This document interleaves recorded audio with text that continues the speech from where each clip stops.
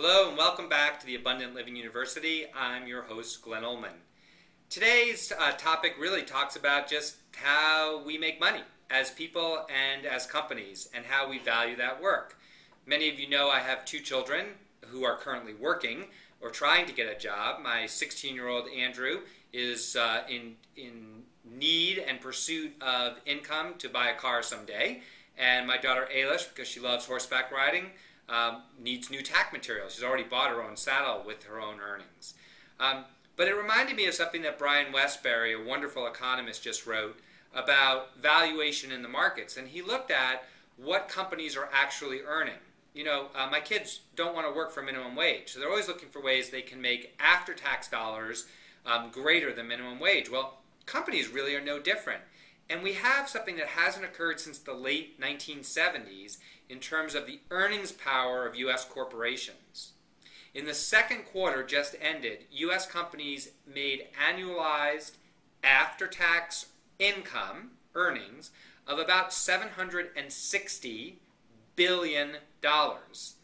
And over that same time period, U.S. companies had a value of about $9.3 trillion. Those are big numbers, but let's just break it down. For every $100 of value, U.S. companies made $7.70. Well, if that were a dividend, the yield on earnings would be 7.7%.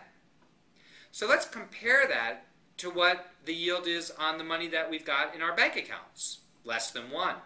How about loaning money to the U.S. government for 10 years? Less than 3, 2.7%. Currently, it actually was down to 2.5%. What's really fascinating is this discussion about taxes. Oh, but taxes are going to go up and companies are going to get hit severely. Well, even if you assume that tax rates would go up by 20%, in reality we would still have earnings of in the upper $6, $6.90 for each $100 of value. So we'd still have an earnings yield of 6.8 or 6.9%. So when we're looking for valuations, we're always looking in our series on how do we create more abundance. Make sure that we have yields that are high.